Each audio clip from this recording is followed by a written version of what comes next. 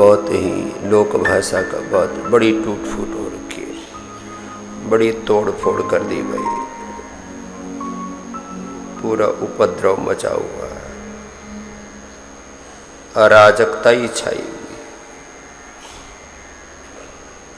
बाहर की अनार्की शब्द बोला जाता, अनार्की। अरे बोलो भाई बड़ी गड़बड़ हो गई, तुम्हारे भीतर अनार्की छाई हुई है। ले यार गड़बड़, किडनी गड़बड़, पेनक्रियाज गड़बड़, प्रोस्टेट गड़बड़, यूट्रस ओवरी में गड़बड़, यूट्रस में फाइब्स, ओवरी में सिस्ट, प्रोस्टेट बढ़े हुए, टेस्टिकल्स में गड़बड़। न दाम्पत्य जीवन ठीक है, न ब्रह्मचर्य है जीवन में, न संयम है, न सदाचार है। तुम्हारी जीवनी ऊर्जा तुम्हारे मोटापा को संभालने में लगी। होना चाहिए आदमी को 60-70 किलो का, हो गए 1 क्विंटल के, 1.25 क्विंटल के, 1.5 क्विंटल के। मजाल तुम्हारा 1 ग्राम भी वजन बढ़ जाए, 1 किलो 2-5 किलो तो बढ़ता है, तो इग्नोर ही करते रहते हैं। छोटी मोटी लीवर की प्रॉब्लम है, छोटी मोटी किडनी की प्रॉब्लम है, ऐसे उसको इग्नोर करते रहते हैं। जैसे ही जरा सा वात बढ़े, पीडानिल गोल्ड ऑर्थोग्रिड ले लो, ऑर्थो केयर ले लो, बताया ना आज। जरा सा ही कफ बढ़े, 100 सारी ब्राउन कॉम ले लो, भुना हुआ चना। कल विश्वविद्यालय में लंबी बैठक चल गई, क्योंकि काफ़ी लोगों का सिलेक्शन करना था, तो अब इतनी देर बैठे हैं और खाया पिया भी नहीं किसी ने। तो कोई कहे बिस्किट खिला लो, कोई कहे नमकीन खा लो। मैंने कहा देखो, हम तुमको एक रेसिपी बताते हैं, भुना हुआ चना और काली द्राक्ष है पतंजलि की, वो मैंने एक प्लेट में डलवा के दी। तो बोले ये रेसिपी तो बाबा जी आपने बताई ही नहीं। मैंने कहा आज बता दी, खा लो। कफ वालों के लिए भी, कमजोरी के लिए भी, जिनकी कफ की प्रकृति है, कुछ भी खाएं तुरंत श्लेष्मा बनने लगता है, बलगम बनने लगता है, इससे कुछ नहीं उपद्रव होता है, पेट भी बढ़िया रहता है, डाइजेस्ट भी हो जाता है। प्रोटीन के नाम पर भी लोग उल्टा पुल्टा बहुत खाते हैं, ये सबसे अच्छा है इसमें चने का जो प्रोटीन होता है। अब जैसे भी जिनकी पित्त की प्रकृति हो, तो सत्तू ऐसे ठंडे पानी में थोड़ा सा प्याज और थोड़ा नींबू आदि डाल करके अपने अपने हिसाब से थोड़ा उसको टेस्टी बना करके पी लेते हैं। कफ वाले क्या करें, तेज गर्म पानी में सत्तू डालो, थोड़ा सा नींबू डालो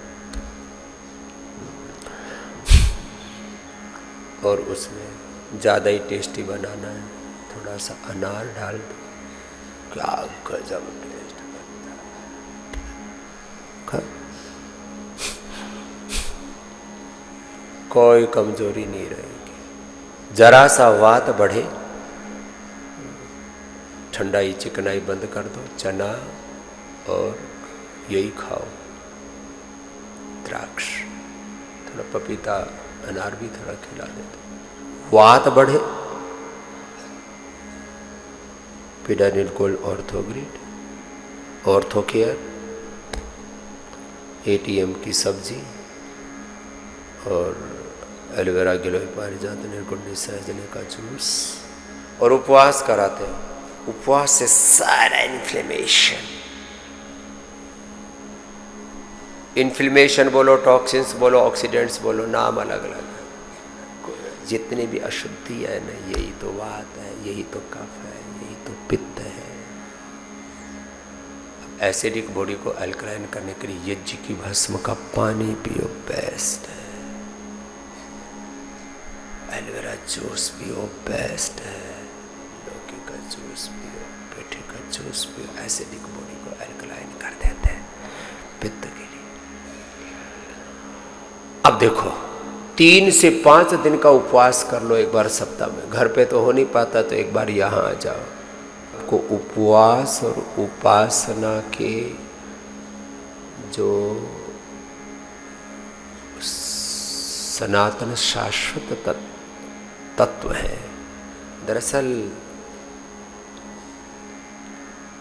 हम लोग उपवास तो करते हैं, इसके मूल तत्व का बोध नहीं होता। खाली देखा देखी, अच्छा उसने उपवास किया, उसने दिया जलाया, तो ऊपरी ऊपरी कर्मकांड करते रहते हैं। मैं कहता हूँ केवल सरफेस पर बात नहीं बनेगी, अंदर तक चीज़ों में ठीक रखो।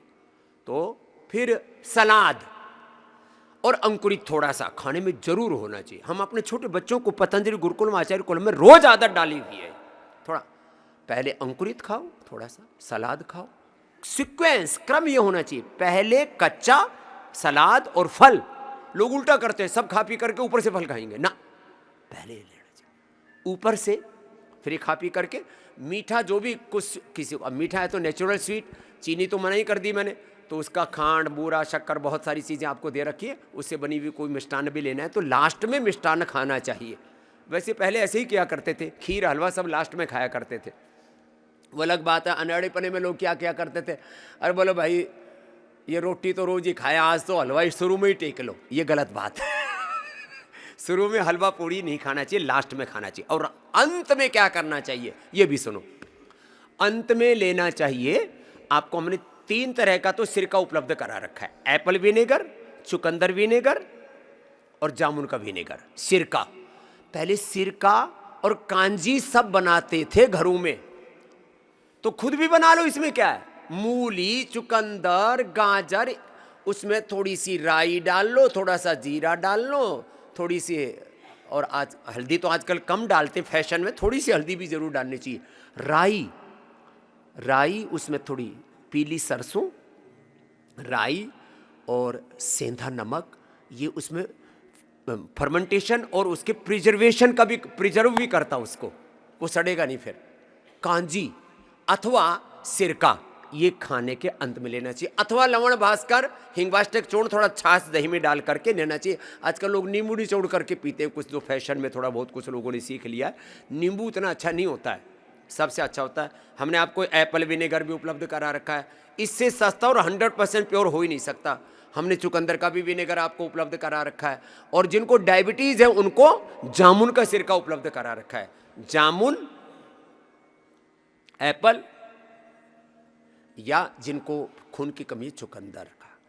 और हाँ, जिनको खून की कमी है, पेट गड़बड़ रहता है, भूख नहीं लगती, नींद नहीं आती है, वो द्राक्षासव ले लिया कर।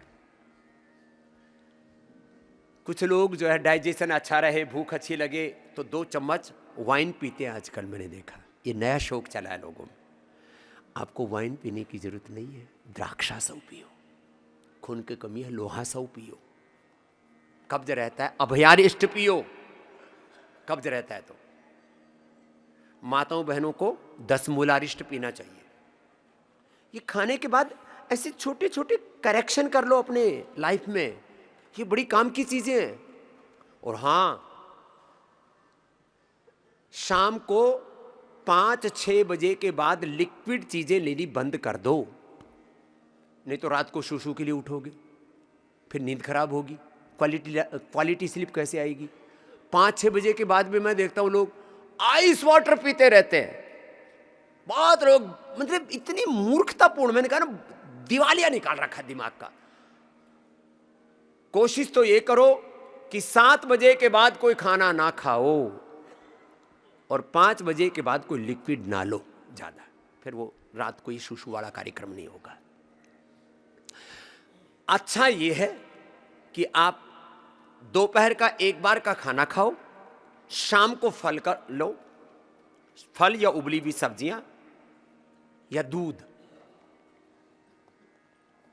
सुबह फल रस काढ़े आदि, दोपहर का खाना ले लो 1 बार का। 1 भुक्तम सदा आरोग्यम, द्विभुक्तम बलवर्धनम, त्रिभुक्तम सदा रोगम, चतुर्भुक्तम तु मार्गम। ये चीजों पर ध्यान दो जरा।